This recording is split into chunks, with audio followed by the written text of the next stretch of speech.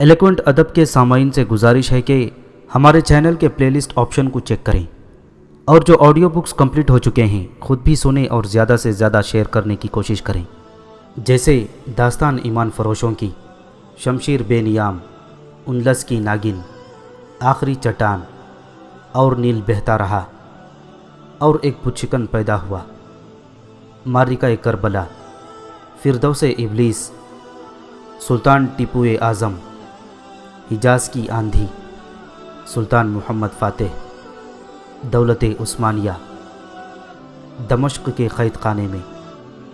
और ज़रूरी अपडेट्स के लिए हमें फ़ेसबुक और ट्विटर पर फॉलो करें। जज़ाकल्लाह।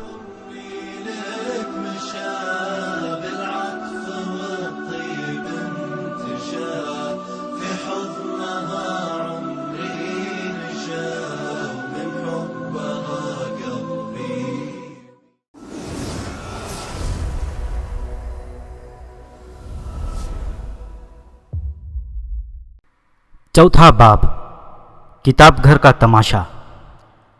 रॉन के घर का माहौल प्राइवेट ड्राइव स्ट्रीट के माहौल से बिल्कुल अलग थलग था। डर्सली घराना अशिया को कायदे और करीने से रखना पसंद करता था और उनमें मसनूई किस्म का रख रखाव पाया जाता था, जबकि वीजली घराने में ज़ाब्तों और पाबंदियों के खिलाफ वर्जी करना मरगूब मशगला समझा जाता था। उसके अलावा वहाँ हैरत अंगीज़ और गैर मुतवक्की अशिया पाई जाती थीं।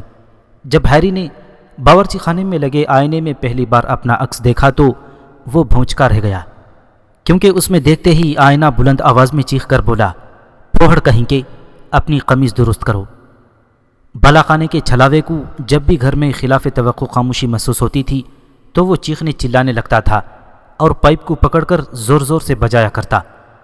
फ्रेड और जॉर्ज के कमरे में होने वाले पुरअसरार धमाकों की पुरशोज आवाज़ें भी घर के मामूल का हिस्सा समझी जाती थीं। बहरहाल हैरी को रॉन के घराने में सबसे ज़्यादा अच्छी बात यह नहीं लगी कि आईना बातें करता है या छलावा हल्ला गुल्ला मचाता है, बल्कि उसे सबसे अच्छी बात यह लगी थी कि वहाँ सब लोग उसे पसंद करते थे। डर्सली घराने की तरह उससे नफरत नहीं की जाती थी। मिसेस वीजली उसके जुराबों की सफाई पर हमेशा फ़िक्रमंद रहती थीं और हर बार खाने की मेज़ पर उसे ज़्यादा से ज़्यादा खिलाने की कोशिश करती। मिस्टर वीजली खाने की मेज़ पर हैरी को खुसूसन अपने पास बिठाना पसंद करते थे ताकि वो मागलुओं के तर्ज हयात के बारे में उस पर सवालों की बौछार कर सकें। उनके दिमाग में ये मालूम करने का तजस्सुस बेहद पाया जाता था कि बिजली का प्लग और तरसील डॉक का निज़ाम कैसे काम करता है। जब हैरी ने उन्हें इस बात से आगाह किया कि टेलीफोन का इस्तेमाल कैसे किया जाता है तो वो दम बखूद से रह गए और बेखुदी में बोल उठे, इंतहाई मशहूर कुन, तेज़ फहम दिमाग, कमाल है। मगलुओं ने जादू के बगैर अच्छी तरह जीने के कितने सारे तरीक़े सीख लिए हैं। हैरी को रॉन के घर पहुंचने के लगभग एक हफ्ते बाद एक खुशगवार सुबह में हॉगवर्ट्स से आया हुआ एक ख़त मिला। रॉन और हैरी जब बावर्ची खाने में नाश्ते की मेज़ पर पहुंचे तो वहां मिस्टर वीजली और मिसेस वीजली के अलावा जिनी भी बैठी हुई दिखाई दी। जिस वक्त जिनी की नज़र हैरी के चेहरे पर पड़ी, आइन उसी साथ में वो ऐसी बौखलाई के हड़बड़ाहट में उसके दलिए का प्याला उसके हाथों से छूटकर फर्श पर जा गिरा। ये कोई पहली बार नहीं हुआ था।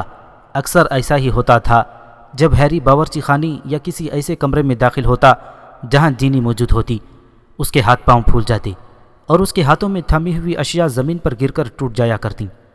जीनी ने बौखलाए अंदाज में फ़र्श की तरफ देखा और फिर प्याला उठाने के लिए मेज़ के नीचे झुकती चली गई। प्याला उठाने के बाद जब उसने अपना चेहरा खाने की मेज़ के पीछे से बाहर निकाला तो वो डूबते हुए सूरज की तरह जगमगा रही थी। हैरी ने उसे मज़ीद शर्मिंदगी से बचाने के लिए उसकी तरफ कोई ख़ास तवज्जो न दी और अपनी कुर्सी खींच कर बैठ गया। रॉन को यूँ महसूस हुआ कि जैसे हैरी वो सब ना देखा हो। मिसेस वीजली ने जीनी पर कहर आलूद नज़र डाली और फिर स्लाइस की प्लेट हैरी की जानिब बढ़ा दी। हैरी प्लेट अपनी तरफ खींचकर खामोशी से नाश्ता करने लगा। स्कूल से तुम लोगों के लिए ख़त आए हैं, मिसेस वीजली ने यह कहकर 2 चरमई कागज़ के जर्द लिफाफे उन दोनों की तरफ बढ़ा दिए, जिन पर सब्ज स्याही के साथ उनके नाम और पते लिखे हुए थे। हैरी को हैरानगी थी कि स्कूल को यह कैसे मालूम हुआ कि वो आजकल यहाँ मुकीम है। हैरी, मिसेस वीजली ने उसकी परेशानी भांपते हुए कहा, डंबलडोर पहले ही यह जानते थे कि तुम यहाँ हो, उनसे कोई बात छुपी नहीं रहती। उन्होंने ज़रा से तवक़्क़ुफ़ से अपना चेहरा घुमाते हुए कहा, اور تم دونوں کے لیے بھی خط آئے ہیں۔ ہیری نے سر گھما کر فریڈ اور جارج کی طرف دیکھا جو باورچی خانے میں داخل ہو چکے تھے۔ انہوں نے بڑھ کر اپنی ماں سے خط لے لیے۔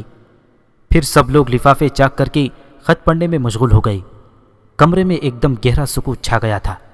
ہیری کے خط میں یہ ہدایت درج تھی کہ وہ پہلے کی طرح 1 ستمبر کو کنگ کراس ریلوے اسٹیشن کے ذریعے ہاگورٹس ایکسپریس ٹرین تک پہنچ جائے۔ اگلے سال کی پڑھائی کے لیے اسے جن کتابوں کی ضرورت ہے ان کے نام یہ ہیں: جادوئی منتر سٹینڈرڈ بک گریڈ 2، مصنفہ مرنڈا گوشاک۔ چڑیلوں کو بھگانے کا فن، مصنف گلڈرائے لاکہارٹ۔ چھلاووں کے ساتھ بھٹکنا، مصنف گلڈرائے لاکہارٹ۔ بدصورت ڈائن کے ساتھ تعطیلات منانا، مصنف گلڈرائے لاکہارٹ۔ بھوتنوں کے ساتھ سفر کرنا، مصنف گلڈرائے لاکہارٹ۔ خون آشاموں کے ساتھ خطرناک سمندری سیاحت، مصنف گلڈرائے لاکہارٹ۔ بھیڑیائی انسانوں کے ساتھ خانہ بدوشی، مصنف گلڈرائے لاکہارٹ۔ برفیلے انسان کے ساتھ 1 سال، مصنف گلڈرائے لاکہارٹ۔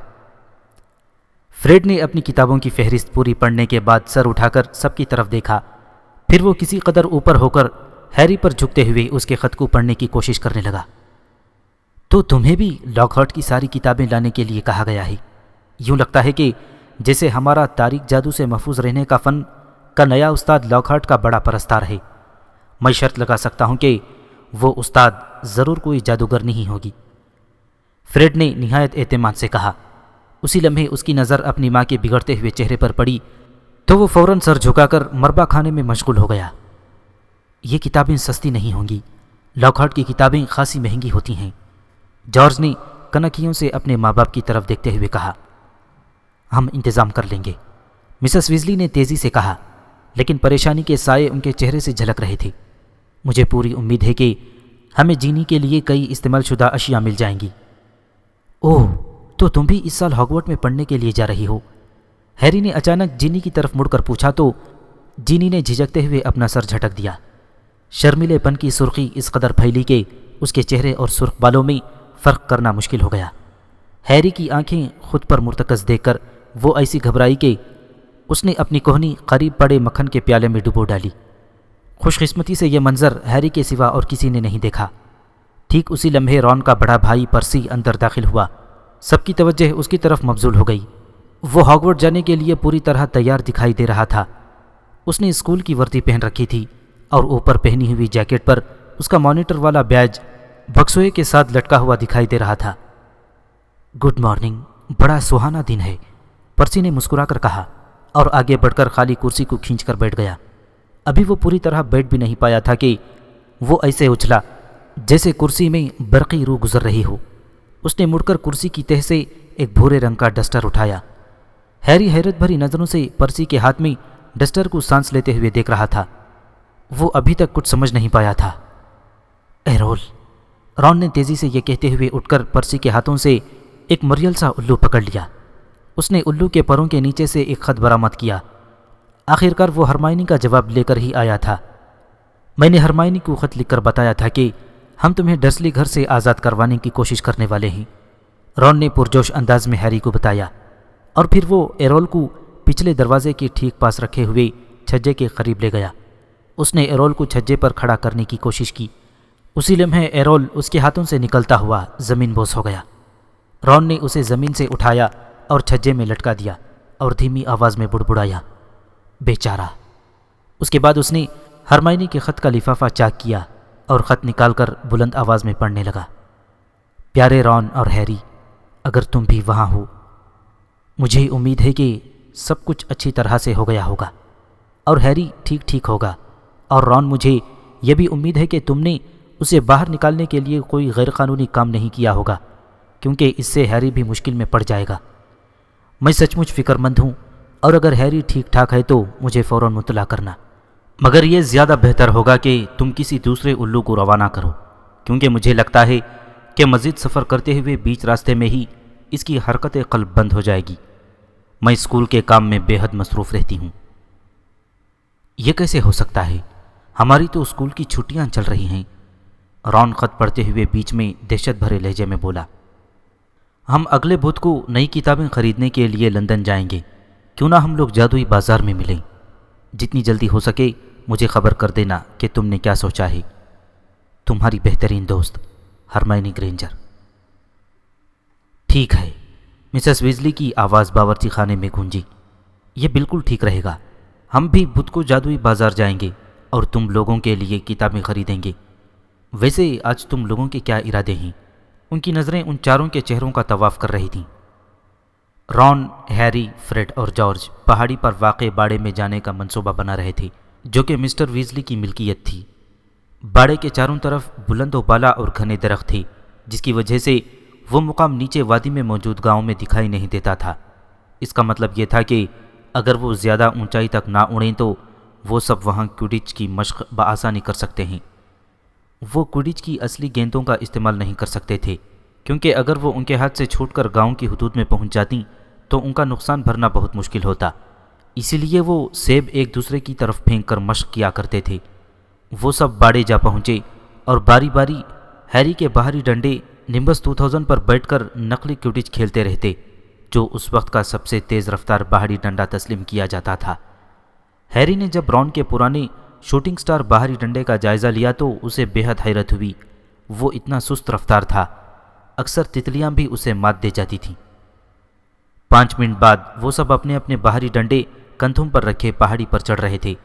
انہوں نے پرسی سے دریافت کیا تھا کہ کیا وہ بھی ان کے ساتھ چلنے کے لیے رضامند ہے، تو اس نے اپنی مصروفیت کا بہانہ بنا کر انکار کر دیا۔ ہیری جتنے دنوں سے ویزلی بھٹ میں تھا، اس نے پرسی کی صورت صرف کھانے یا ناشتے کے اوقات میں ہی دیکھی تھی، جب وہ باورچی خانے میں وارد ہوتا تھا۔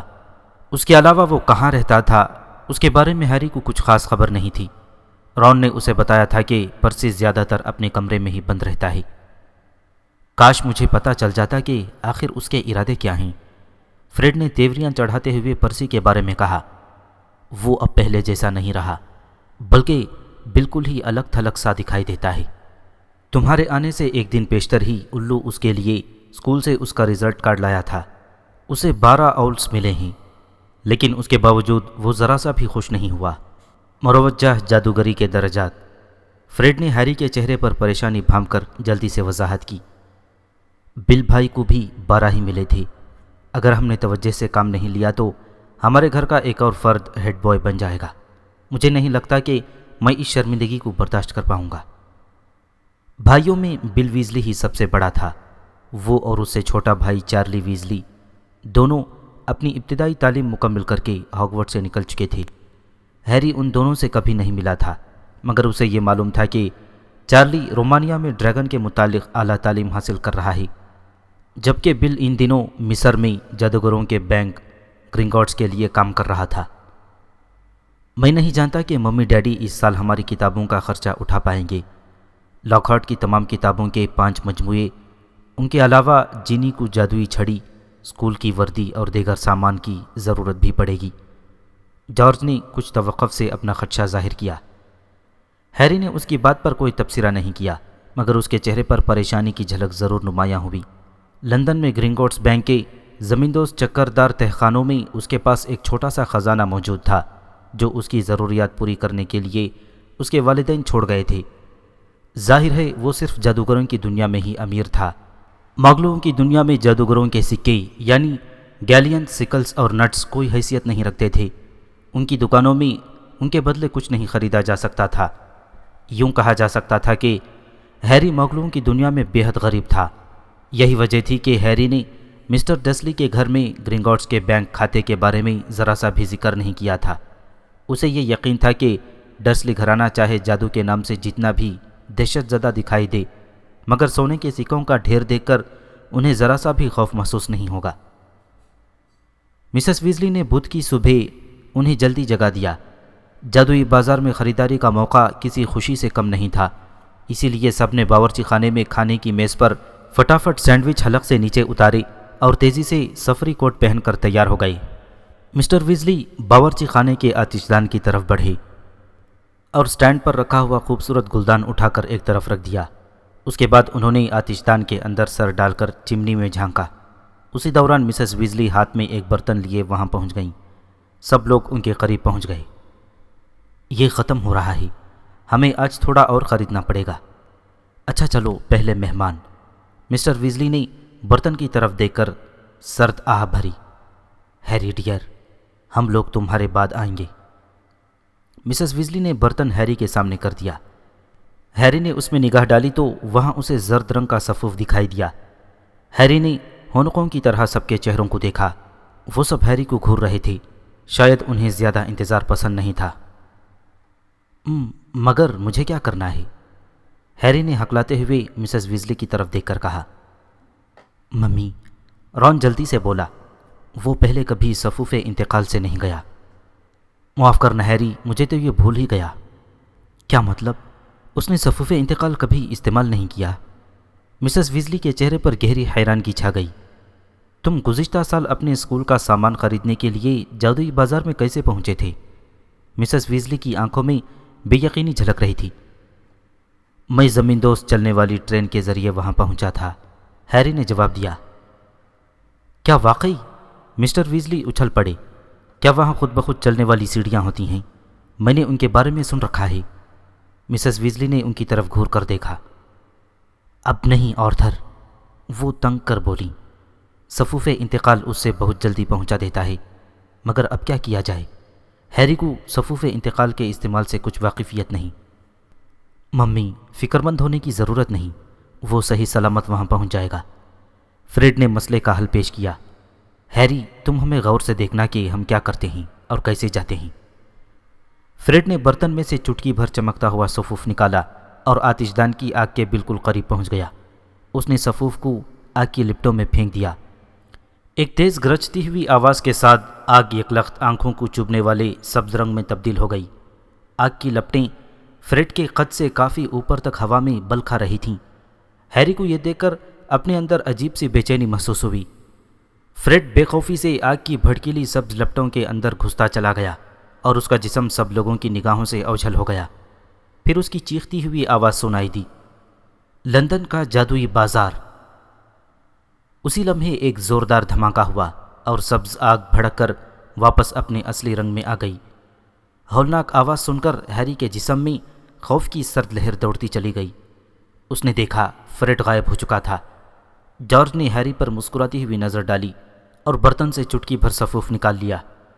جب آگ کے سبز شعلے بھڑک رہے تھے، اسی وقت مسز ویزلی نے ہیری کو سمجھانے کی کوشش کی۔ بالکل صاف الفاظ میں ادائیگی کرنا چاہیے ہیری ڈیئر۔ اس کے علاوہ یہ بھی دھیان میں رہنا چاہیے کہ درست آتش دان ہی سے باہر نکلا جائے۔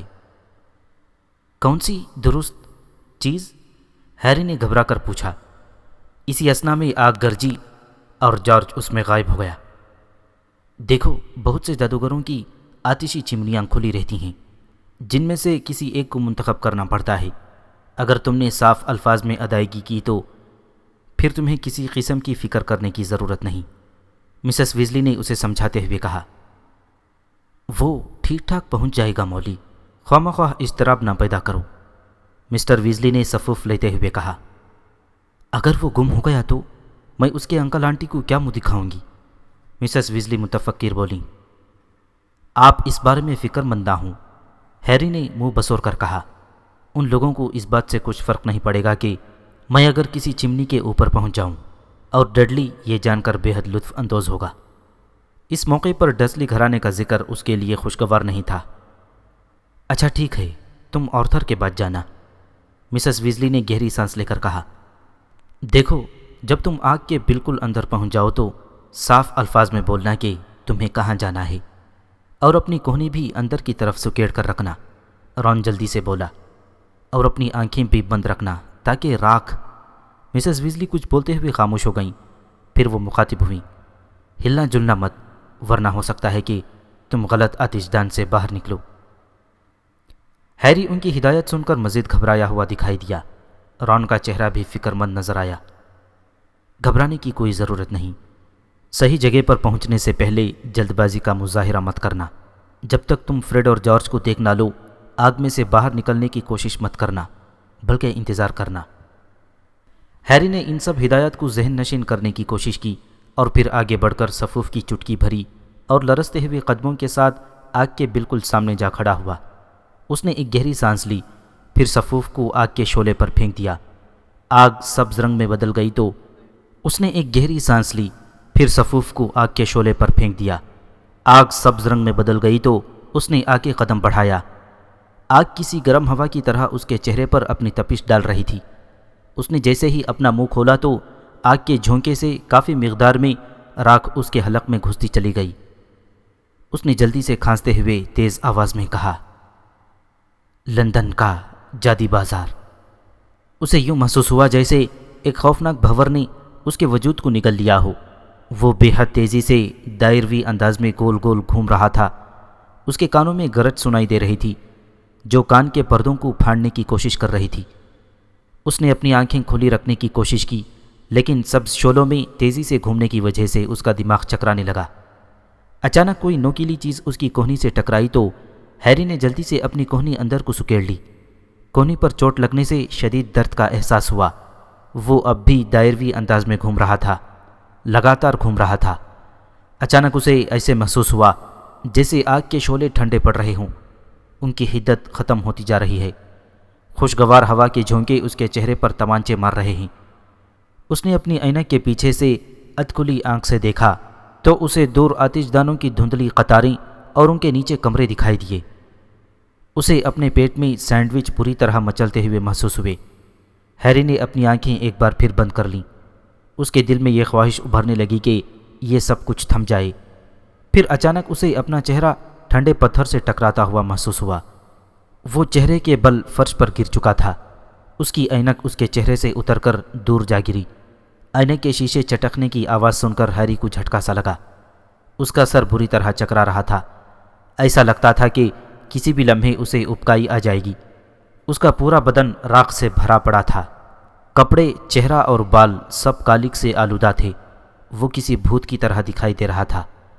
وہ لڑکھڑاتے ہوئے اٹھ کھڑا ہوا اور اس نے اپنی ٹوٹی ہوئی اینک کو اٹھا کر دوبارہ آنکھوں میں جما کر وہاں کا جائزہ لیا۔ وہ اس جگہ پر بالکل تنہا کھڑا تھا۔ اس بات کا اسے قطعی اندازہ نہیں تھا کہ وہ اس وقت کہاں تھا۔ اس نے سر اٹھا کر دیکھا تو اسے چمنی کا راستہ دکھائی دیا۔ وہ اس وقت ایک بڑے پتھریلے آتش دان میں کھڑا تھا۔ جلد ہی اسے یہ اندازہ ہو گیا کہ وہ کسی جادوگری کی بڑی اور کم روشنی والی دکان میں وارد ہوا ہے، جہاں عجیب و غریب سامان شوکیس میں سجا ہوا دکھائی دے رہا تھا۔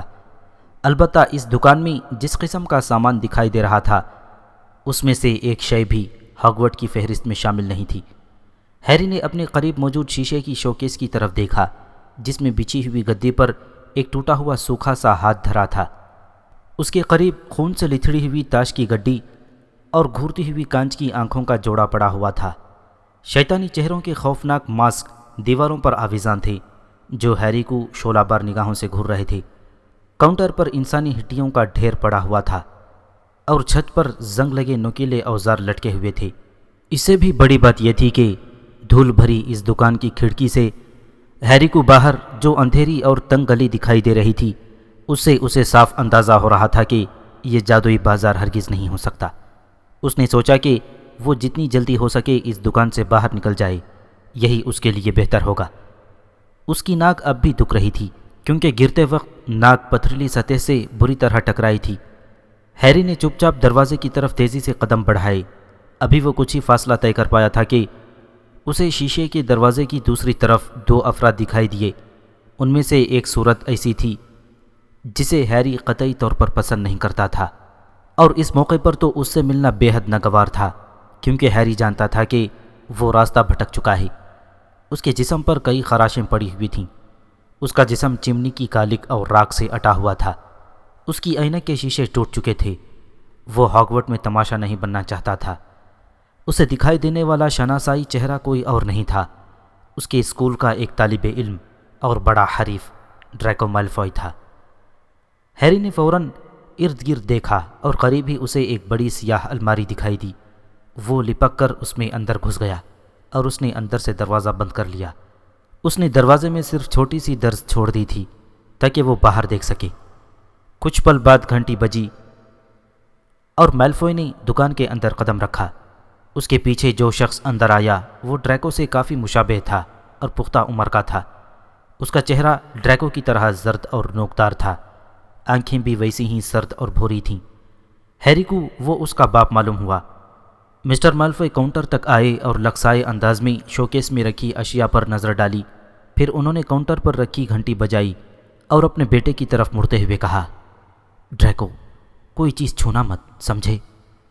ڈریکو ایک دم ہوشیار ہو گیا، کیونکہ اسی وقت شوکیس میں پڑی ہوئی کانچ کی آنکھوں کو اٹھانے کے لیے وہ اپنا ہاتھ بڑھانے والا تھا۔ میں سوچ رہا تھا کہ آپ یہاں سے میرے لیے کوئی تحفہ خریدنے والے ہیں۔ میں نے تمہیں بتایا تھا کہ تمہارے لیے اڑنے والا باہری ڈنڈا خریدوں گا، مسٹر میلفوئی نے تیزی سے کہا اور اپنی انگلیوں سے کاؤنٹر کا شیشہ بجانے لگی۔ اگر مجھے اپنے ہاؤس کی ٹیم میں شامل نہیں کیا گیا تو باہری ڈنڈا خریدنے کا کیا فائدہ؟ ہیری پوٹر کو گزشتہ سال نمبس 2000 مل گیا تھا۔ اسے ڈمبلڈور نے گریفنڈور کی طرف سے کھیلنے کی خصوصی اجازت دے دی تھی۔ اس کی وجہ یہ نہیں تھی کہ وہ کوئی بہت اچھا کھلاڑی ہے، درحقیقت یہ خصوصی مہربانی صرف اس لیے ہوئی ہے کہ وہ بے حد مشہور ہے، ماتھے پر ایک بدنما خروچ کی وجہ سے مشہور۔ ڈریکو میلفوئی نے چڑچڑاتے ہوئے لہجے میں غصے سے کہا، تم یہ بات مجھے پہلے بھی کم از کم 10 مرتبہ بتا چکے ہو۔ مسٹر میلفوئی نے اس کی طرف قہر آلود نظروں سے گھورتے ہوئے کہا، اور میں تمہیں یاد دلا دوں کہ یہ سمجھداری نہیں ہے۔ لوگوں کو یہ معلوم ہو کہ ہم ہیری پوٹر کو پسند نہیں کرتے ہیں، کیونکہ جادوگروں کی اکثریت اسے اپنا ہیرو تسلیم کرتی ہے۔ تم اچھی طرح جانتے ہو کہ سب یہ سمجھتے ہیں کہ اس نے ایک عظیم طاقتور جادوگر کو ہرایا ہے، صرف 1 سال کی عمر میں۔ مسٹر بورگن، ایک جھکی ہوئی کمر والا شخص کاؤنٹر کے پیچھے سے نمودار ہوا۔ وہ اپنے چپچپے بالوں کو چہرے سے پیچھے ہٹا کر انہیں سنوارنے کی کوشش کر رہا تھا۔ مسٹر میلفوئی، بہت خوشی ہوئی ایک بار پھر آپ سے ملاقات ہو گئی۔ یہ میری بڑی خوش نصیبی ہے کہ مسٹر ڈریکو میلفوئی بھی تشریف لائے ہیں۔ ان کا قدم میری دکان میں پڑا، یقیناً دکان کا کاروبار چمک اٹھے گا۔ میں آپ کی کیا خدمت کر سکتا ہوں؟ ٹھہریں، میں آپ کو کچھ خاص چیزیں دکھاتا ہوں جو آج ہی آئی ہیں، اور ان کی قیمت بھی زیادہ نہیں۔ بورگن خالص کاروباری انداز میں بولا۔ وہ صورت سے بھی خوشامدی اور چاپلوس دکھائی دیتا تھا۔ مسٹر بورگن، میں آج خریداری کرنے نہیں بلکہ کچھ فروخت کرنے آیا ہوں، مسٹر میلفوئی نے پراسرار انداز میں جواب دیا۔ فروخت کرنے؟ بورگن متحیر چہرے کے ساتھ بولا۔ یکلخت اس کی مسکان مٹ گئی تھی۔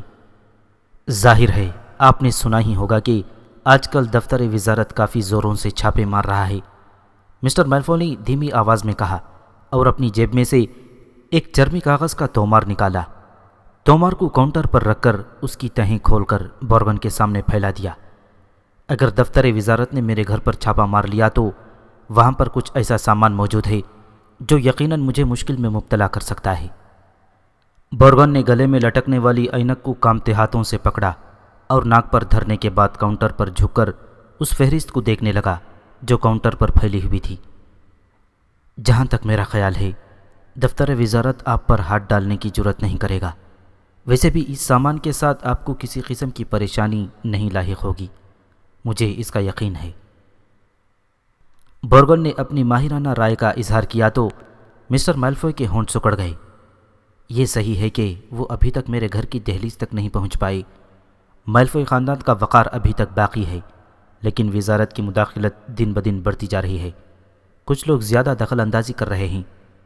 تحفظات مغلوؤں کے نئے قانون کے بارے میں طرح طرح کی افواہیں سرگرم ہیں۔ میں وثوق سے کہہ سکتا ہوں کہ اس تمام دھندے کے پیچھے کسی اور نہیں، مغلوؤں کا رسیہ، بے وقوف اور احمق آرتھر ویزلی کا ہی ہاتھ ہے۔ مسٹر میلفوئی کی آواز میں حقارت عیان تھی۔ ہیری کو ویزلی خاندان کے بارے میں میلفوئی کے خیالات سن کر بے حد غصہ آیا۔ وہ بڑی مشکل سے خود پر ضبط کیے ہوئے تھا۔ آپ یقیناً دیکھ سکتے ہیں کہ ان میں سے کچھ ایسی چیزیں بھی ہیں۔ ظاہر ہے میں سمجھتا ہوں جناب، کچھ لمحوں کے لیے مجھے اس پر غور کرنے کا موقع دیں، بورگن نے مؤدبانہ لہجے میں کہا۔ کیا میں وہ لے سکتا ہوں؟ اچانک ڈریکو نے گدی پر رکھے ہوئے سوکھے ہاتھ کی طرف اشارہ کرتے ہوئے کہا۔ بورگن کی توجہ فہرست سے ہٹ گئی۔ وہ ڈریکو کو وہاں دیکھ کر تیزی سے لپکا۔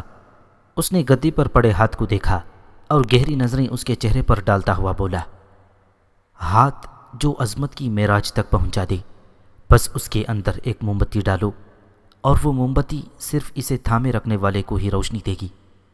چور اچکوں کا سب سے اچھا دوست۔ آپ کے بیٹے کی پسند عمدہ ہے مسٹر میلفوئی، بورگن نے ہنس کر کہا۔ بورگن، مجھے قوی امید ہے کہ میرا بیٹا چور اچکوں سے کہیں زیادہ عمدہ ثابت ہوگا، مسٹر میلفوئی نے ٹھنڈے لہجے میں کہا۔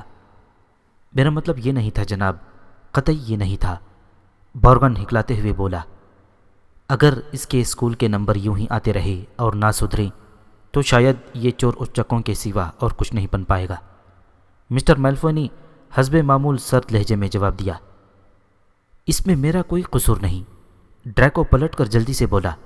ہرمائنی گرینجر تمام اساتذہ کی چہیتی ہے، اسی پر تمام توجہ صرف ہو جاتی ہے۔ تمہیں شرم سے ڈوب مرنا چاہیے، مسٹر میلفوئی نے اسے پھٹکارتے ہوئے کہا۔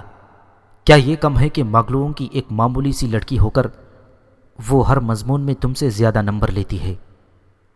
ہاں، جوش میں ہیری کے ہونٹ پھڑ پھڑائے، مگر اس کی آواز زیادہ بلند نہیں تھی۔ وہ یہ دیکھ کر بے حد مسرور ہو رہا تھا کہ ڈریکو کے چہرے پر ندامت کے گہرے بادل چھائے ہوئے تھے۔ سب جگہ یہی حال ہے جناب، بورگن نے اپنی چکنی چپڑی آواز میں کہا۔ خالص خون والے جادوگروں کا مقام ہر جگہ گھٹتا جا رہا ہے، مگر میری نظروں میں نہیں، مسٹر میلفوئی نے اپنے نتنے پھیلاتے ہوئے کہا۔ میری بھی نظروں میں نہیں جناب، بورگن نے بہت دھیمی آواز میں کہا۔ اگر ایسا ہے تو ہم ایک بار پھر اپنے موضوع پر آ جائیں، مسٹر میلفوئی نے کاؤنٹر پر پھیلی ہوئی فہرست کی طرف دیکھتے ہوئے کہا۔ میں تھوڑی عجلت میں ہوں بورگن، مجھے یہاں سے فارغ ہو کر کسی اور جگہ پہنچنا ہے جہاں ایک نہایت ضروری کام اٹکا ہوا ہے۔ بورگن نے سر ہلایا اور فہرست کی طرف بڑھ گیا۔ کچھ ہی دیر میں وہ دونوں فہرست کے سامان پر بھاؤ تاؤ کرنے میں مصروف ہو گئے۔ اچانک ہیری کو اپنا خون خشک ہوتا ہوا محسوس ہوا۔ ڈریکو بے دھیانی میں چیزوں کا غور سے جائزہ لیتا ہوا اس سمت بڑھتا جا رہا تھا جہاں ہیری اس وقت چھپا ہوا تھا۔ ڈریکو ایک شوکیس کے پاس رکا اور چھت سے لٹکتے ہوئے پھانسی کے پھندے کی رسی کو عجیب سی نظروں سے دیکھنے لگا۔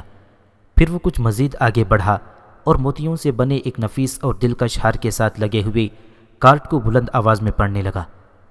خبردار، اسے مت چھوئیے، لعنتی منحوس ہار۔ اب تک 19 مغل عورتیں اسے اپنی ملکیت میں رکھنے کی پاداش میں اپنی جان سے ہاتھ دھو بیٹھی ہیں۔ ڈریکو عبارت پڑھ کر ایک قدم پیچھے ہٹ گیا۔ وہ جو ہی مڑا تو اس کی نظریں دائیں سمت میں رکھی ہوئی پرانی سی زنگ آلود الماری پر جم گئیں۔ اسی لمحے ہیری کا دل اچھل کر حلق میں آ گیا۔ ڈریکو کے قدم الماری کی طرف بڑھ گئے۔ اس نے جو ہی اپنا ہاتھ الماری کے ہینڈل کی طرف بڑھایا تو اسے ایک تیز آواز سنائی دی۔ سودا پکا، مسٹر میلفوئی نے مسرت آمیز آواز میں کہا۔ ڈریکو، آؤ چلیں۔ جو ہی ڈریکو وہاں سے پلٹا تو ہیری کی جان میں جان آئی۔ اس نے جلدی سے اپنے آستین کے ساتھ ماتھے کا پسینہ پوچھ دیا۔ مسٹر بورگن، مجھے امید ہے کہ آپ کا دن عمدہ گزرے گا۔ میں کل اپنی جاگیر پر سامان کے ساتھ آپ کا انتظار کروں گا۔ ہیری کو دکان میں مسٹر میلفوئی کی آواز سنائی دی۔ جو ہی دروازہ بند ہوا تو بورگن کا خوشامدی لہجہ ایک دم بدل گیا۔ آپ کا بھی دن خوشگوار گزرے مسٹر میلفوئی۔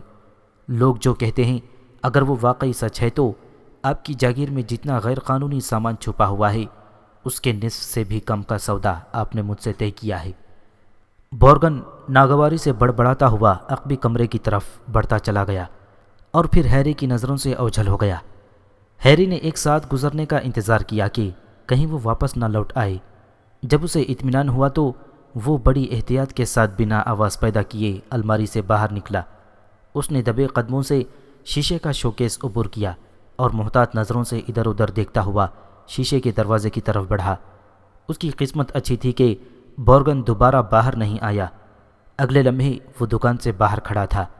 اس نے اپنی ٹوٹی اینک کو ایک ہاتھ سے تھام رکھا تھا۔ اس کی نگاہیں گرد و نواح کا جائزہ لینے میں مصروف تھیں۔ وہ ایک گندی سی گلی میں کھڑا تھا جو اندھیر نگری کے مخصوص سامان والی دکانوں سے بھری پڑی تھی۔ تاریک جادو سے متعلقہ طرح طرح کا شیطانی سامان دکانوں کے شوکیسوں میں رکھا ہوا دکھائی دے رہا تھا۔ ہیری نے مڑ کر اس دکان کا جائزہ لیا جہاں سے وہ برآمد ہوا تھا۔ بورگن اینڈ بروکس۔ ایک بڑی تختی اس دکان کے اوپر نصب دکھائی دی۔ وہ دکان دوسری تمام دکانوں کی نسبت بڑی اور کشادہ دکھائی دے رہی تھی۔ ہیری کی نظر بالکل سامنے والی دکان پر جا کر جم سی گئی۔ اس کے شیشے کی کھڑکی کے پار پڑے ہوئے شوکیس میں برائے فروخت کے کارٹ کے ساتھ بڑی تعداد میں انسانی کھوپڑیاں رکھی ہوئی تھیں۔ وہ متجسس اور سہمی نظروں سے آگے بڑھا۔ 2 دکانیں آگے پہنچ کر ایک دکان میں اسے شیشے کا بڑا مرتبان دکھائی دیا، جس میں خوفناک قسم کی دیو ہیکل سیاہ مکڑی بے چینی سے ادھر ادھر بھاگ رہے تھے۔ قریب ہی 2 جادوگر دکھائی دیے جو شکل و صورت میں انتہائی کریہا اور گھٹیا دکھائی دیتے تھے۔ وہ اس کی طرف عجیب سی نظروں سے دیکھ کر بڑبڑاتے ہوئے آپس میں گفتگو کر رہے تھے۔ ہیری کو نہ جانے کیوں ان سے خوف سا محسوس ہونے لگا۔ وہ ان پر سے دھیان ہٹا کر آگے کی طرف چل دیا۔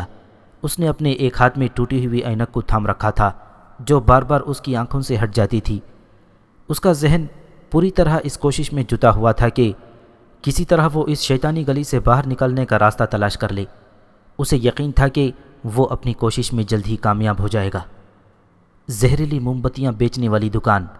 اوپر ایک پرانا سائن بورڈ لگا ہوا دکھائی دے رہا تھا جس پر دکان کا نام جعلی حرفوں میں دکھائی دے رہا تھا۔ ہیری نے وہیں اس گلی کا نام لکھا دیکھا، شیطانی بازار۔ ہیری کو اس وقت معلوم ہوا کہ وہ جادوئی بازار کے بجائے شیطانی بازار میں پہنچ گیا ہے، مگر یہ معلومات کافی نہیں تھیں۔ شیطانی بازار کہاں واقع تھا اور جادوئی بازار کیسے پہنچا جا سکتا تھا؟ ہیری کو سائن بورڈ کی معلومات سے کوئی خاص مدد نہیں ملی، کیونکہ اس نے کبھی پہلے اس بازار کا نام نہیں سنا تھا اور نہ ہی اس بارے میں کچھ نہیں جانتا تھا۔ بہرحال وہ اس بات کو اچھی طرح سمجھ چکا تھا کہ ویزلی بھٹ کے آتش دان میں کھڑے ہو کر منہ میں راکھ بھر جانے کے باعث اس نے صاف الفاظ میں جادوئی بازار نہیں کہا تھا، جس کی وجہ سے وہ راستہ بھٹک گیا ہے۔ ہیری نے گہرا سانس لے کر مطمئن رہنے کی کوشش کی۔ وہ اپنے چہرے پر کسی قسم کی گھبراہٹ طاری نہیں کرنا چاہتا تھا۔ وہ ٹھنڈے دماغ سے غور و فکر کر رہا تھا کہ اب کیا کیا جائے۔ لڑکے، تم کھو گئے ہو کیا؟ اچانک ہیری کے کان کے قریب ایک چیختی ہوئی آواز سنائی دی۔ وہ ہڑبڑاہٹ میں اچھل پڑا۔ اس نے مڑ کر دیکھا تو ایک بدصورت چڑیل نما بوڑھی جادوگرنی پہلو میں کھڑی دکھائی دی۔ اس کے ہاتھ میں ایک گندی سی ٹوکری تھی جو انسانی ثابت ناخنوں سے بھری ہوئی تھی۔ بڑھیا جادوگرنی نے عجیب سی ہنسی کا مظاہرہ کیا تو ہیری کو اس کے منہ میں گنتی کے چند دانت دکھائی دیے جو نہایت آلودہ اور سیاہ پڑ چکے تھے۔ وہ لاشعوری انداز میں ایک قدم پیچھے ہٹ گیا۔ بڑھیا جادوگرنی نے مزید آگے بڑھ کر اس پر استہزائیہ نظر ڈالی اور ایک ہاتھ سے اس کی کلائی کو اپنے استخوانی پنجے میں جکڑ لیا۔ میں ٹھیک ہوں، شکریہ، ہیری ہکلاتے ہوئے بولا۔ میں تو بس… ابھی ہیری کا جملہ مکمل نہیں ہوا تھا کہ ایک بلند شناسا آواز اس کے کانوں میں پڑی۔ ہیری، تم وہاں نیچے کیا کر رہے ہو؟ ہیری نے ایک دم مڑ کر دیکھا۔ کچھ فاصلے پر اونچے چبوترے میں کھڑے شخص کی صورت دیکھ کر اس کا دل بری طرح اچھلنے لگا۔ جادوگرنی کی نظر جب اس شخص پر پڑی تو وہ یک لخت گھبرا سی گئی۔ گھبراہٹ میں اس کے ہاتھوں میں پکڑی ہوئی ٹوکری لرز گئی۔ انسانی ناخنوں کی بڑی مقدار ٹوکری میں سے نکل کر اس کے پیروں میں جا گری۔ وہ عجیب سی آواز میں خود کو کوسنے لگی۔ ہیری کو دکھائی دینے والا شخص حیرت بھری نظروں سے اس کی طرف دیکھ رہا تھا۔ وہ دیو قامت اور قوی ہیکل جثے کا مالک تھا۔ لمبے گھنے سیاہ بال، چہرہ کھچڑی داڑھی سے بھرا ہوا اور بھوری جیسی سیاہ چھوٹی چھوٹی آنکھیں اس کی شخصیت کو کافی رعبدار بنا رہی تھیں۔ وہ نہایت دھیمی چال کے ساتھ اونچے چبوترے کی سیڑھیاں اتر کر نیچے آیا۔ وہ ہیری کے بالکل سامنے پہنچ گیا۔ ہیگرڈ؟ ہیری نے بمشکل اپنی بے ترتیب سانسوں کو قابو میں لاتے ہوئے کہا۔ میں راستہ بھٹک گیا تھا، صفوف انتقال۔ ہیگرڈ نے ہیری کی گردن پکڑ کر اسے جادوگرنی سے دور کھینچا۔ ہیری کی کلائی پر سے جادوگرنی کی گرفت چھوٹنے سے اسے زوردار جھٹکا لگا اور ناخنوں کی غلیظ ٹوکری اس کے ہاتھوں سے نکل کر زمین پر اوندھی جا گری۔ ہیگرڈ نے وہاں مزید ٹھہرنا مناسب نہیں سمجھا۔ وہ ہیری کو کھینچتا ہوا سیڑھیوں کی طرف بڑھ گیا۔ اوپر پہنچنے کے بعد وہ چکردار گلیوں میں سے گزرتے چلے گئے۔ ہیری کے کانوں میں بڑھیا جادوگرنی کے چیخنے چلانے کی آوازیں پڑ رہی تھیں جو ابھی تک ہیگرڈ کو بری طرح کوس رہی تھی۔ کچھ ہی دیر میں وہ دونوں اندھیری گلی میں سے نکل کر سورج کی چمکتی ہوئی روشنی میں پہنچ گئے۔ ہیری کو دور ایک جانی پہچانی برف جیسی سفید سنگ مرمر کی عمارت دکھائی دی۔ وہ جادوگروں کا محفوظ ترین بینک گرنگوٹس تھا۔ ہیگرڈ اسے سیدھا جادوئی بازار میں لے آیا تھا۔ تمہاری حالت بہت خراب دکھائی دے رہی ہے، ہیگرڈ نے روکھے پن سے کہا۔ اس نے ہیری کے کپڑوں سے راکھ جھاڑنے کی کوشش کرتے ہوئے اس کی کمر پر ایسا زوردار دھپا مارا کہ ہیری کے قدم زمین سے اکھڑ گئے اور وہ بمشکل عطار کی دکان کے باہر پڑے ہوئے ڈریگن کے گوبر سے بھرے ہوئے ٹب میں گرتے گرتے بچا۔ معاف کرنا، ہیگرڈ جلدی سے بولا، تم شیطانی بازار میں بھٹک رہے تھے، اگر ہم نہ آتے۔ وہ بہت خطرناک جگہ ہے ہیری، ہم نہیں چاہتے کہ کوئی تمہیں وہاں دیکھے۔ مجھے اس بات کا احساس ہو چکا ہے، ہیری نے کہا، اور جب ہیگرڈ نے دوبارہ اس کی راگ جاننے کی کوشش کی تو وہ جھک کر بچ گیا۔ میں نے تمہیں بتایا ہے میں کھو گیا تھا، ویسے تم وہاں کیا کر رہے تھے؟ ہم وہاں گھونگھوں کی دوا لینے گئے تھے، وہ اسکول کی ساری سبزیاں کھا جاتے ہیں۔ تم اکیلے تو نہیں آئے ہو؟ ہیگرڈ نے اسے گھورتے ہوئے پوچھا۔ میں آج کل ویزلی بھٹ میں ٹھہرا ہوا ہوں، مگر میں ان سے بچھڑ گیا ہوں، مجھے انہیں تلاش کرنا چاہیے، ہیری نے جلدی سے کہا۔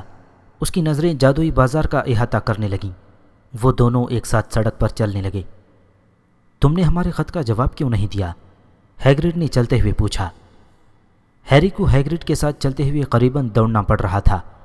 ہیگرڈ کی بڑی بڑی اور لمبی ٹانگیں ایک قدم میں زیادہ فاصلہ طے کر رہی تھیں۔ اس کے ایک قدم کی برابری کرنے کے لیے ہیری کو دوڑ کر بیک وقت 3 قدم طے کرنا پڑتے تھے۔ ہیری نے دوڑتے دوڑتے ڈابی خرس اور ڈرسلی افراد کے خراب رویے کی روداد اسے سنا ڈالی۔ بدمعاش مگل، ہیگرڈ نے انکل ورنن پر فقرہ کسا، اگر ہمیں پتہ چل جاتا تو۔ ہیگرڈ کی بات بیچ میں ہی رہ گئی تھی۔ قریب سے تیز چیختی ہوئی آواز سنائی دی، ہیری، ہیری، اوپر، یہاں پر۔ جب ہیری نے اوپر دیکھا تو گرنگوٹس کی سفید سیڑھیوں کے سب سے اوپر اسے ہرمائنی گرینجر کا چہرہ دکھائی دیا۔ وہ ان سے ملنے کے لیے سیڑھیوں سے دھڑ دھڑاتی ہوئی نیچے اتر آئی۔ اس کے گھنے بھورے بال اس کے پیچھے لہراتے ہوئے دکھائی دے رہے تھے۔ تمہاری اینک کو کیا ہوا ہیری؟ ہیلو ہیگرڈ، تم دونوں سے دوبارہ ملنا کتنا اچھا لگ رہا ہے۔ کیا تم گرنگوٹس میں آ رہے تھے ہیری؟ ہرمائنی نے کئی سوال ایک ساتھ کر دیے۔ میں ویزلی افراد کو تلاش کر رہا ہوں، جیسے ہی وہ مجھے مل گئے تو میں وہاں آؤں گا، ہیری نے دھیمے لہجے میں کہا۔ ہرمائنی نے سر ہلایا۔ تب تو تمہیں زیادہ دیر انتظار نہیں کرنا پڑے گا، ہیگرڈ نے دانت نکالتے ہوئے کہا۔ ہیری اور ہرمائنی کی نگاہیں چاروں طرف گھوم گئیں۔ پرہجوم بازار میں جلد ہی انہیں رون، فریڈ، جارج، پرسی اور مسٹر ویزلی اپنی طرف بھاگتے ہوئے آتے دکھائی دیے۔ ہیری، مسٹر ویزلی ہانپتے ہوئے بولے، ہمیں امید تھی کہ تم بس ایک آتش دان دور گئے ہوگے۔ انہوں نے اپنے چمکتے ہوئے گنجے سر سے پسینہ پونچھ ڈالا۔ مولی تو پریشانی کے مارے بے حال ہو گئی تھی، وہ ہمارے پیچھے پیچھے آ رہی ہے۔ تم کہاں باہر نکلے ہیری؟ رون نے تجسس بھری آواز میں پوچھا۔ شیطانی بازار سے، ہیگرڈ نے منہ بسور کر جواب دیا۔ واہ، کیا بات ہے! فریڈ اور جارج نے ایک ساتھ کلکاری ماری۔ ہمیں وہاں جانے کی اجازت کبھی نہیں ملی۔ رون کے چہرے پر مروبیت چھائی ہوئی دکھائی دی۔ پرسی کا چہرہ بالکل سپاٹ تھا، جیسے اسے اس معاملے سے کچھ واسطہ نہ ہو۔ اور ہمارا خیال ہے کہ کبھی بھی نہیں ملنا چاہیے، ہیگرڈ غرا کر بولا۔ اسی اثنا میں مسز ویزلی کا چہرہ دکھائی دیا، جو قریباً بھاگتی ہوئی ان کی طرف آ رہی تھیں۔ ان کے ایک ہاتھ میں تھاما ہوا تھیلا ہوا میں جھول رہا تھا اور دوسرے ہاتھ میں جینی کی کلائی پکڑی ہوئی تھی، جو ان کے ساتھ بمشکل دوڑ پا رہی تھی۔ اوہ ہیری، میرے بچے، تم کہیں بھی پہنچ سکتے ہو، مسز ویزلی کی پریشان کن آواز سنائی دی۔ انہوں نے اپنی سانس کو قابو میں کرتے ہوئے اپنے تھیلے میں سے ایک برش نکالا اور ہیری کے کپڑوں سے راکھ جھاڑنے لگیں، جسے ہیگرڈ بھی صاف نہیں کر پایا تھا۔ مسٹر ویزلی نے ہیری کے ہاتھوں سے اس کی اینک پکڑی اور اپنی جادوئی چھڑی سے ٹکرا کر واپس لوٹا دی۔ ہیری اینک دیکھ کر دم بخود رہ گیا، وہ اب بالکل نئی جیسی دکھائی دے رہی تھی۔ اب ہم چلتے ہیں، ہیگرڈ نے کہا۔ تمہارا بے حد شکریہ ہیگرڈ، اگر تم اسے شیطانی بازار میں نہ ملتے تو، مسٹر ویزلی نے ہیگرڈ کا ہاتھ دباتے ہوئے کہا۔ ہیگرڈ نے مسکرا کر سر ہلا دیا۔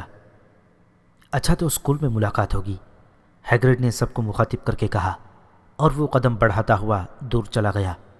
پرہجوم بازار میں اس کا سر ہی نہیں بلکہ کندھے بھی باقی لوگوں سے اونچے دکھائی دے رہے تھے۔ ذرا سوچو تو صحیح، بورگن اینڈ بروکس کی دکان میں مجھے کون دکھائی دیا؟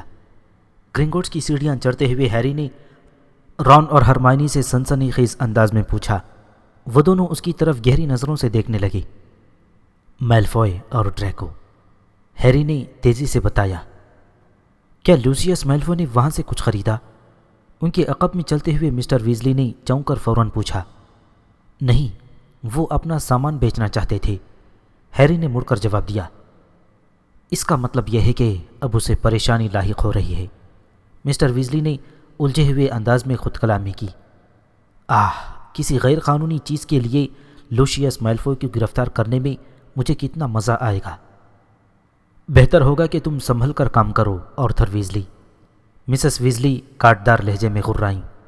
تم جانتے ہو وہ خاندان بے حد خطرناک ہے آرتھر، اپنے منہ میں اتنا بڑا نوالا مت بھر لینا جسے چبانا تمہارے لیے مشکل ہو جائے۔ اسی وقت وہ بینک کے دروازے کے پاس پہنچے۔ ایک گوبلن نے آگے بڑھ کر دروازہ کھول کر ان کا استقبال کیا۔ تو تمہیں نہیں لگتا کہ میں لوسیس میلفوئی سے ٹکر لے سکتا ہوں؟ مسٹر ویزلی نے کسی قدر غصے کا مظاہرہ کیا۔ اسی وقت انہیں ہرمائنی کے ماں باپ دکھائی دیے۔ گفتگو کا موضوع فوراً بدل گیا۔ ہرمائنی کے والدین کاؤنٹر کے قریب کچھ پریشان دکھائی دے رہے تھے۔ سنگ مرمر کا بڑا کاؤنٹر پورے ہال میں پھیلا ہوا تھا۔ قریب جانے پر معلوم ہوا کہ وہ خود کو اس مخلوق میں اجنبی محسوس کر رہے تھے اور اس انتظار میں تھے کہ ہرمائنی وہاں پہنچ کر انہیں گوبلن سے متعارف کرائے۔ واہ، آپ لوگ تو ماگل ہیں، مسٹر ویزلی نے گرم جوشی سے مصافحہ کرتے ہوئے اپنی چھپی خوشی کا اظہار کیا۔ اس مسرت آمیز لمحات میں خوش ذائقہ مشروب کا ایک دور تو ضرور چلنا چاہیے۔ ارے، یہ آپ کے ہاتھ میں کیا ہے؟ اوہ، میں سمجھ گیا، آپ مغلوؤں کی رقم کو یہاں تبدیل کروانے آئے ہیں۔ مالی ڈیئر، ذرا دیکھو تو۔ مسٹر ویزلی بے حد جوشیلے پن کا مظاہرہ کر رہے تھے۔ انہوں نے مسٹر گرینجر کے ہاتھ میں پکڑے ہوئے 10 پاؤنڈ کے نوٹ کی طرف اپنی بیوی کی توجہ مبذول کی۔ ہم کچھ ہی دیر میں لوٹ آئیں گے ہرمائنی، تم یہیں انتظار کرنا، رون نے اسے کہا۔ ہیری اور ویزلی افراد گوبلن کے ہمراہ اپنی اپنی زمین دوز تجوریوں کی طرف روانہ ہو رہے تھے۔ ہرمائنی نے اپنا سر اسبات میں ہلایا اور وہ اپنے والدین کے ساتھ کاؤنٹر کی طرف بڑھ گئیں، جہاں وہ مغلوؤں کی رقم کو جادوگروں کی رقم میں بدل سکتے تھے۔ زمین دوز تجوریوں تک پہنچنے کے لیے تمام جادوگروں کو گوبلن کے ساتھ جانا پڑتا تھا۔ وہ انہیں ریل کی پٹری پر چلنے والی چھوٹی چھوٹی گاڑیوں میں بٹھا کر زمین کے نیچے لے جاتے۔ بینک کی زیر زمین تاریک سرنگوں میں ریل کی چھوٹی پٹریوں کا جال پھیلا ہوا تھا، جن میں ہر وقت گاڑیاں متحرک دکھائی دیتی تھیں۔ گوبلن انہیں بالکل ان کی ملکیتی تجوری کے سامنے پہنچا دیتے تھے۔ گرنگوٹس کے زمین دوز راستے ایسے چکردار اور بھول بھلیوں والے تھے کہ عام جادوگر اس میں بھٹک کر راستہ بھول سکتا تھا، مگر یہ گوبلن کی ہی شاندار ذہانت تھی کہ ایسی بھول بھلیوں میں وہ کبھی نہیں بھٹکتے۔ ہیری کو نیچے ویزلی خاندان کی تجوریوں تک پہنچنے کے اس طوفانی سفر میں بے حد مزہ آیا۔ جب گوبلن نے آگے بڑھ کر ویزلی خاندان کی تجوری کھولی تو ہیری سٹپٹا سا رہ گیا۔ اس کے اندر عجیب سی کشمکش ہونے لگی۔ وہ بے حد بے چینی محسوس کر رہا تھا۔ اسے اتنا ہولناک احساس اس وقت بھی نہیں ہوا تھا جب وہ شیطانی بازار میں بھٹک گیا تھا۔ تجوری میں ایک طرف چاندی کے سکلز کی ایک چھوٹی سی ڈھیری رکھی تھی، جبکہ دوسری طرف صرف ایک سونے کا گیلین پڑا تھا۔ مسٹر ویزلی نے تجوری کے کونوں میں اچھی طرح ٹٹول کر دیکھا اور پھر سارے سکے اپنے بیگ میں بھر لیے۔ وہاں سے فارغ ہو کر وہ سب لوگ ہیری کے ساتھ اس کی تجوری تک پہنچے۔ ہیری تجوری کھول کر اندر چلا گیا۔ اسے اس وقت بڑا ناگوار احساس ہوا جب سب لوگ اس کی تجوری کے سامنے پہنچ گئے اور اندر جھانک کر دیکھنے کی کوشش کرنے لگے کہ وہاں کتنا خزانہ چھپا ہے۔ ہیری نے جلدی سے اپنی تجوری کا دروازہ بھیڑ دیا اور کوشش کی کہ وہ کسی کو یہ دیکھنے کا موقع نہ دے۔ وہ سرعت رفتاری سے مٹھی بھر چمڑے کی چھوٹی سی تھیلی میں سکے ڈالنے لگا۔ گرنگوٹ سے فراغت کے بعد جب وہ سب سنگ مرمر کی سیڑھیاں اتر رہے تھے، اس وقت انہوں نے ایک دوسرے کو خیر بات کہا۔ اب انہیں اپنا اپنا سامان خریدنے کی فکر لاحق ہو رہی تھی۔ ہیری نے سنا پرسی اپنی ماں سے نئی قلم خریدنے کے لیے ضد کر رہا تھا۔ اسی وقت فریڈ اور جارج کو ہاگورٹ کا گہرا دوست لی جارڈن دکھائی دیا۔ وہ دونوں سب کچھ چھوڑ چھاڑ کر اس کی طرف لپکے۔ مسٹر ویزلی اس بات پر اصرار کرتے ہوئے دکھائی دیے کہ مسٹر گرینجر ان کے ساتھ چل کر لیکی کالڈرن میں ایک گلاس مشروب کا ضرور پئیں۔ ہم سب 1 گھنٹے بعد کتابوں کی دکان فلورش اینڈ بلاٹس میں اکٹھے ہوں گے، وہیں تمہاری اسکول کی کتابیں خریدنا ہے۔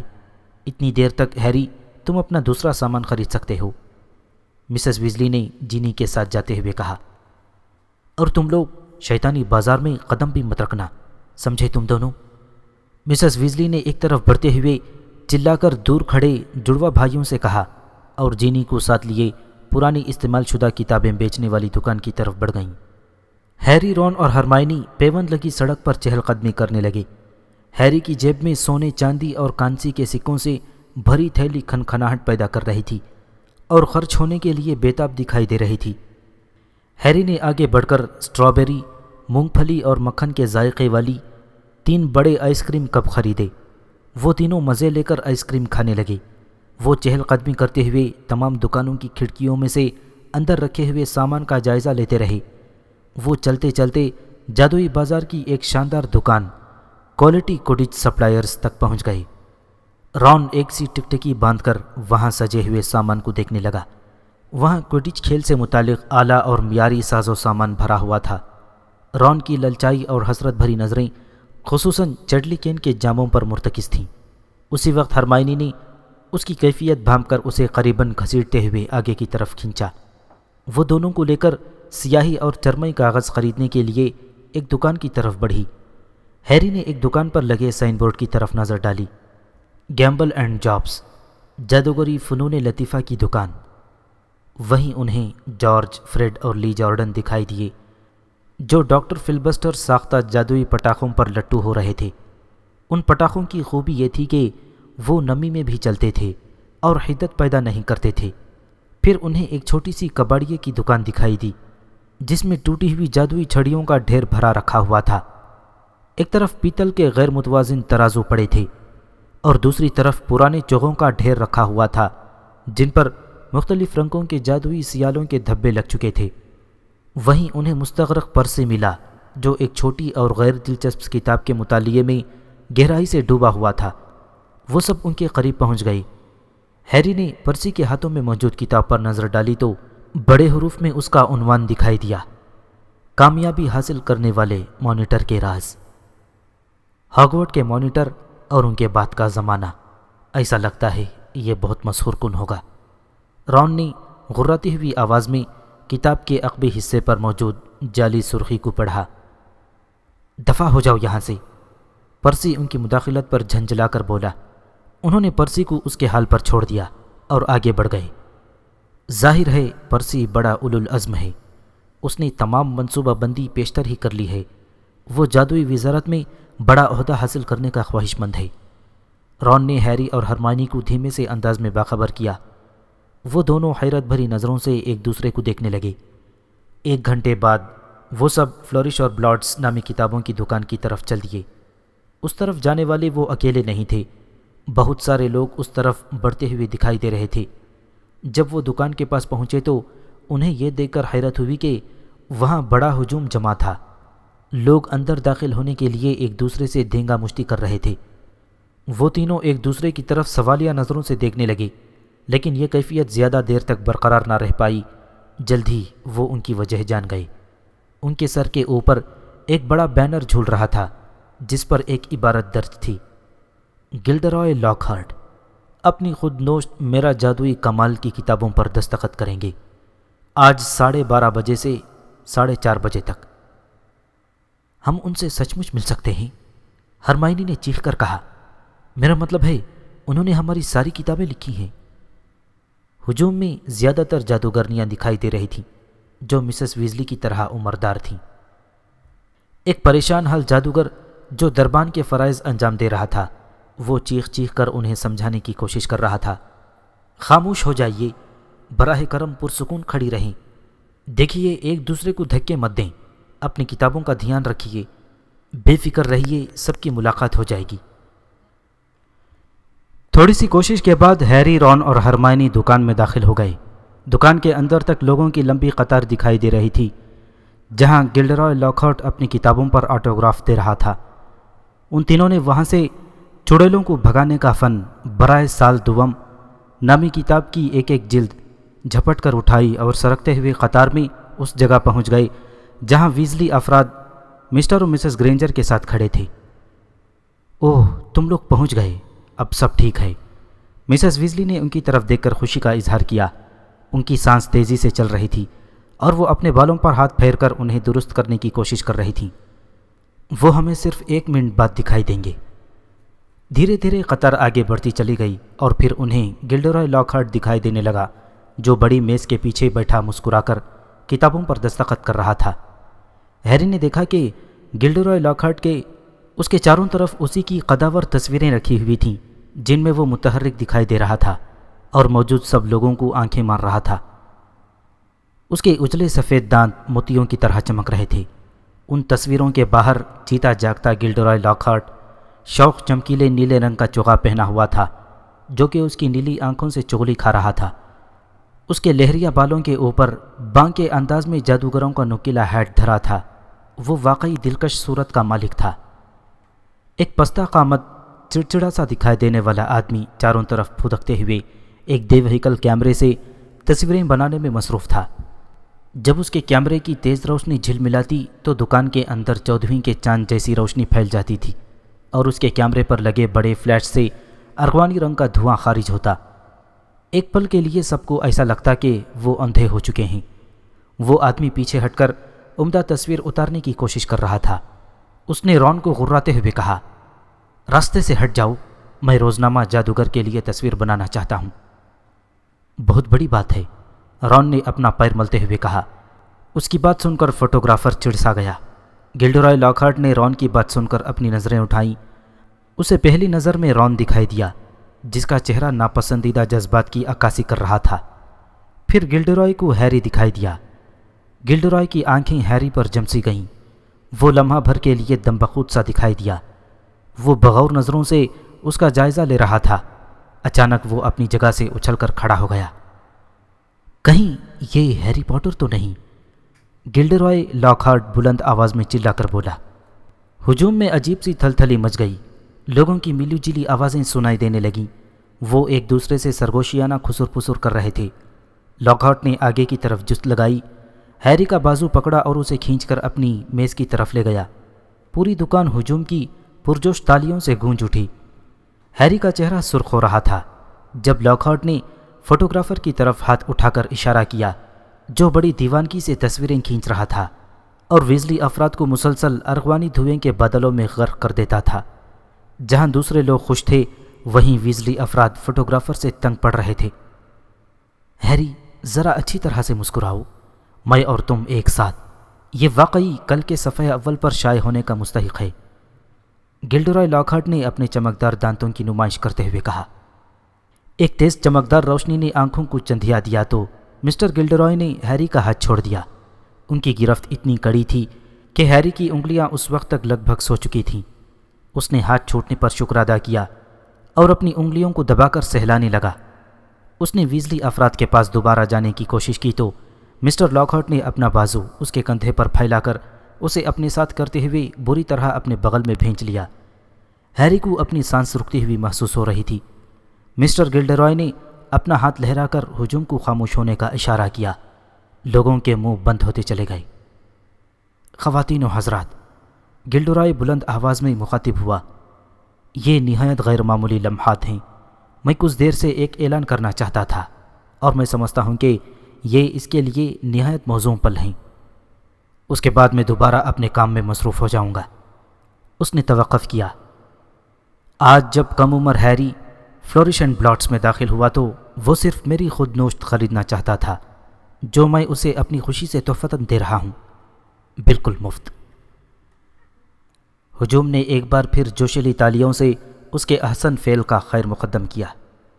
تب اسے یہ یقیناً معلوم نہیں تھا کہ مسٹر لاکہارٹ نے آگے سلسلہ کلام جوڑا اور ہیری کو ایک ہلکا سا جھٹکا دیا، جس سے اس کی اینک پھسل کر اس کی ناک کے بالکل آخری سرے پر پہنچ گئی۔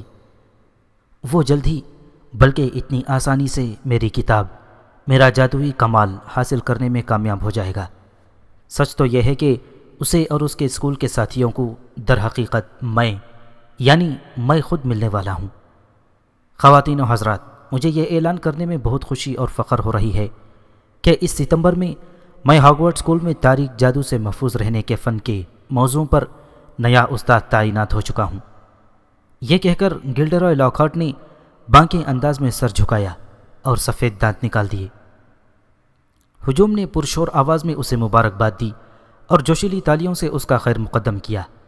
ہیری کو اس سال اسکول میں لگی گلڈرائے لاکہارٹ کی تمام کتابیں تحفتاً دی گئیں۔ ہیری کتابوں کے وزن سے لڑکھڑاتے ہوئے لوگوں کی نظروں سے بچتے ہوئے دور ہٹتا چلا گیا۔ وہ دکان کے اس سرے پر پہنچنے میں کامیاب ہو چکا تھا جہاں جینی اپنی کڑھائی کے ساتھ کھڑی تھی۔ ہیری نے جلدی سے اپنی کتابیں اس کی کڑاہی میں ڈال دیں۔ جینی حیرت سے اس کا منہ دیکھنے لگی۔ یہ تم رکھ لو، میں اپنی کتابیں خرید لوں گا، ہیری نے جھک کر سرگوشی کرتے ہوئے کہا۔ میں شرط لگا سکتا ہوں پوٹر، تم یقیناً اس تمام ڈرامے سے بے حد خوش ہوئے ہوگے۔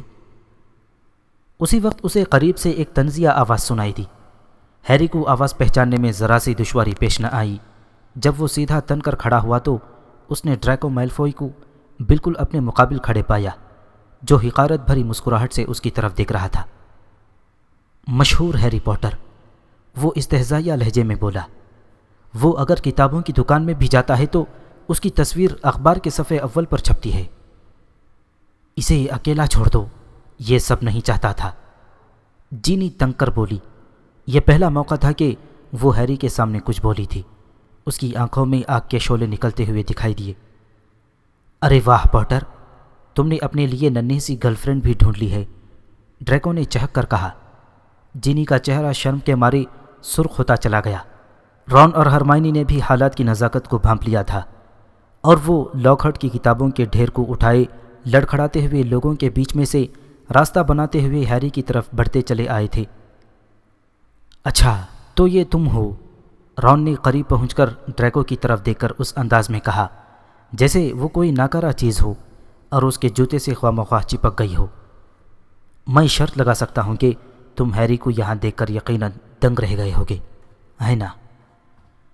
ہیری کو دیکھ کر اتنا حیران نہیں ہوا جتنا کہ تمہیں کسی کتابوں کی دکان میں دیکھ کر ہوا ہوں ویزلی، ڈریکو نے پلٹ کر اس کی طرف دیکھتے ہوئے اپنے جملے کو کھینچتے ہوئے کہا۔ مجھے لگتا ہے کہ تمہارے ماں باپ کو یہ کتابیں خریدنے کے بعد 1 مہینے تک بھوکا رہنا پڑے گا۔ رون کا چہرہ بھی اتنا ہی سرخ ہو گیا جتنا اس وقت جینی کا ہوا تھا۔ اس نے بھی اپنی کتابیں کڑاہی میں ڈال دیں اور سیدھا ہو کر ڈریکو کی طرف بڑھتا چلا گیا۔ اسی وقت ہیری اور ہرمائنی نے مداخلت کرتے ہوئے رون کی جیکٹ کے عقبی حصے کو پکڑ کر اسے پیچھے کی طرف کھینچا۔ رون، مسٹر ویزلی کی تیز آواز سنائی دی جو بمشکل آگ بگولا فریڈ اور جارج کو پیچھے ہٹاتے ہوئے آگے بڑھے تھے۔ تم کیا کر رہے ہو؟ یہاں بہت گرمی ہے، چلو باہر چلتے ہیں۔ آہا آرتھر ویزلی، ایک بھرائی ہوئی سرد مہر آواز سنائی دی۔ مسٹر ویزلی نے پلٹ کر دیکھا۔ یہ مسٹر میلفوئی کی آواز تھی جو ڈریکو کے کندھے پر اپنا ہاتھ رکھ کر کھڑے تھے۔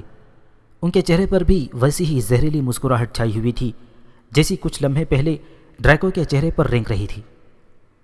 لیوشیس، مسٹر ویزلی نے ٹھنڈے پن سے سر ہلاتے ہوئے کہا۔ سنا ہے دفتر وزارت میں آج کل تم بہت اونچے اڑ رہے ہو، مسٹر میلفوئی نے طنز کی۔ اتنے سارے چھاپے، مجھے امید ہے کہ تمہیں یقیناً اوور ٹائم کی مزدوری مل رہی ہوگی۔ مسٹر ویزلی نے کوئی جواب نہیں دیا۔ مسٹر میلفوئی جینی کی کڑاہی کے قریب پہنچ گئے۔ انہوں نے کڑاہی میں ہاتھ ڈال کر لاکہارٹ کی چمکتی دمکتی کتابوں کے بیچ میں سے ایک پرانی اور خستہ حال کتاب، تبدیلی حیات کی ابتدائی کتاب، نکال لی۔ پھر وہ مسٹر ویزلی کی طرف مڑے۔ صریحاً ایسا نہیں ہے، مسٹر میلفوئی ناک چڑھا کر بولے۔ صاف دکھائی دے رہا ہے کہ تمہیں اوور ٹائم نہیں مل رہا ہے۔ جادوگروں کی عزت مٹی میں ملانے سے کیا فائدہ ویزلی، اگر اس کے پیسے بھی نہ ملے۔ مسٹر ویزلی اس تحقیر کو برداشت کرنے کی کوشش کر رہے تھے۔ ان کا چہرہ رون اور جینی سے بھی زیادہ سرخ پڑ چکا تھا۔ رون، فریڈ، جارج اور جینی کے ساتھ ساتھ ہیری اور ہرمائنی بھی آپے سے باہر دکھائی دے رہے تھے۔ جادوگروں کی عزت کن باتوں سے مٹی میں مل جاتی ہے، اس بارے میں ہمارے خیالات بالکل الگ تھلگ ہیں، مسٹر ویزلی نے خود پر قابو رکھتے ہوئے دھیمے لہجے میں جواب دیا۔ ظاہر ہے، مسٹر میلفوئی نے کہا، اور ان کی زرد آنکھیں گھوم کر مسٹر اور مسز گرینجر پر ٹہر گئیں جو دہشت زدہ نظروں سے ان کی طرف متوجہ تھے۔ تم بھی کیسے لوگوں کے ساتھ اٹھتے بیٹھتے ہو ویزلی، اور میں سوچتا تھا کہ تمہارا خاندان اس سے زیادہ نیچے گندے نالی میں نہیں گر سکتا تھا۔ اچانک دکان میں دھات کی تیز آواز گونجی۔ مسٹر ویزلی نے سرعت رفتاری سے جینی کی کڑاہی کھینچی اور مسٹر میلفوائے کے سر پر دے ماری۔ وہ بمشکل کڑاہی سے بچ پائے۔ اسی لمحے مسٹر ویزلی نے میلفوائے پر چھلانگ لگا دی۔ وہ دونوں ایک دوسرے سے گتھم گتھا ہو گئے اور ایک دوسرے کو دھکیلتے ہوئے کتابوں کی الماری سے جا ٹکرائے۔ الماری ان دونوں کی ٹکر سے ترچھی ہو کر رہ گئی اور اس میں موجود مختلف جادوئی کتابیں ان دونوں کے سروں پر دھڑا دھڑ گرنے لگیں۔ وہاں موجود لوگوں میں بھگدڑ سی مچ گئی تھی۔ اسے چھوڑنا مت ڈیڈی، اسی لمحے فریڈ اور جارج کی غصیلی آواز سنائی دی۔ نہیں آرتھر، نہیں آرتھر، مسز ویزلی چیخ رہی تھیں، مگر ان دونوں پر کوئی اثر نہیں ہو رہا تھا۔ ایک دوسرے پر گھونسے اور لاتیں چل رہی تھیں۔ اسی لمحے وہاں دکان کا مالک پہنچ گیا۔ اس نے اپنی دکان کا ستیہ ناش ہوتے دیکھا تو وہ سر پیٹ کر بولا، براہ کرم جھگڑا بند کر دیجئے، براہ کرم مجھ پر رحم کھائیے۔ لوگوں کی بھگدڑ اب کسی حد تک قابو میں آ چکی تھی، مگر وہ دونوں مسلسل ایک دوسرے کو زد و کوب کیے جا رہے تھے۔ اسی لمحے ایک گرجتی ہوئی بھاری بھرکم آواز سنائی دی، بہت ہو چکا، بس اب ختم کرو، بہت ہو چکا۔ یہ دیو ہیکل ہیگرڈ تھا جو لوگوں کے سروں سے اونچا دکھائی دے رہا تھا۔ وہ کتابوں کے سمندر کے بیچ میں سے تیرتا ہوا ان کی طرف بڑھتا چلا آ رہا تھا۔ ایک ہی پل میں اس نے مسٹر ویزلی اور مسٹر میلفوائے کو الگ کر ڈالا۔ مسٹر ویزلی کا ہونٹ پھٹ چکا تھا اور خون بہہ رہا تھا، جبکہ مسٹر میلفوائے کی آنکھ کے قریب زہریلے نباتات کی انسائکلوپیڈیا کی نوک چبھ گئی تھی اور وہاں کا حصہ سیاہ پڑ چکا تھا۔ مسٹر میلفوائے کے ہاتھ میں ابھی تک جینی کی تبدیلی حیت کی ابتدائی کتاب پکڑی ہوئی تھی۔ انہوں نے غصیلے انداز سے کتاب جینی کی طرف بڑھائی۔ ہیری کو ان کی نگاہوں میں کینہ کی عجیب سی چمک صاف دکھائی دے رہی تھی۔ لڑکی، پکڑو اپنی کتاب، تمہارا باپ تمہیں اس سے عمدہ کتاب خرید کر نہیں دے سکتا۔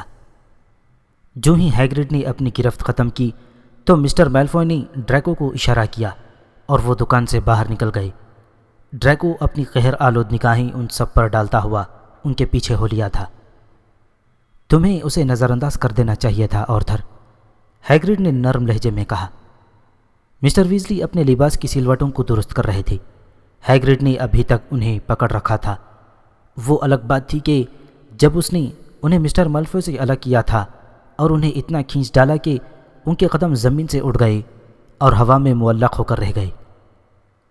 پورے کا پورا خاندان تعفن زدہ ہے، سب لوگ یہ بات جانتے ہیں۔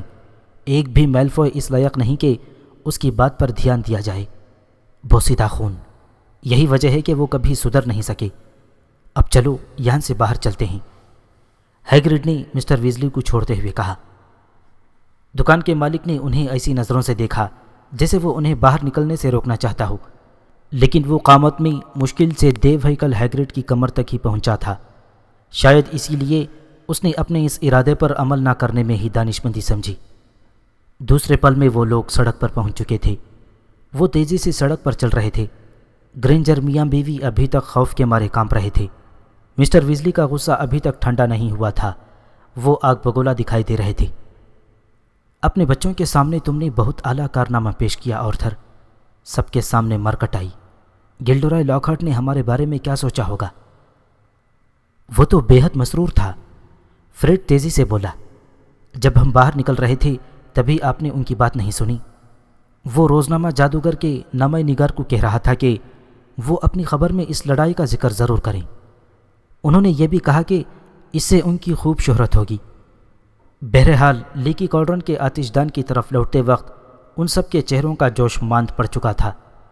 آتش دان کے سامنے پہنچ کر وہ سب سفر کے لیے تیار ہو گئے۔ یہاں سے ہیری ویزلی افراد اور خریدی گئی تمام اشیاء ویزلی بھٹ پہنچنے والی تھیں۔ مسٹر ویزلی نے مسٹر اور مسز گرینجر کو تسلی دیتے ہوئے وہاں سے رخصت کیا، جو وہاں سے نکل کر دوسری طرف مغلوؤں کی سڑک پر ان سب کی نظروں سے اوچھل ہو گئے۔ مسٹر ویزلی ان سے یہ پوچھنا چاہتے تھے کہ بس سٹاپ کیسے کام کرتا ہے، لیکن مسز ویزلی کے چہرے کا اتار چڑھاؤ دیکھ کر وہ محض خاموش ہو کر رہ گئے۔ صفوف انتقال کی چٹکی بھرنے سے پہلے ہیری نے اپنی اینک اتاری اور اسے اپنی جیب میں حفاظت سے رکھ لیا۔ صفوف انتقال کے ذریعے ایک جگہ سے دوسری جگہ پر منتقل ہونے کا یہ طریقہ اس کے لیے نہایت ناخوشگوار واقع ہوا تھا۔ شاید یہی وجہ تھی کہ اس کے بارے میں کوئی اچھا تاثر قائم نہیں کر پایا تھا۔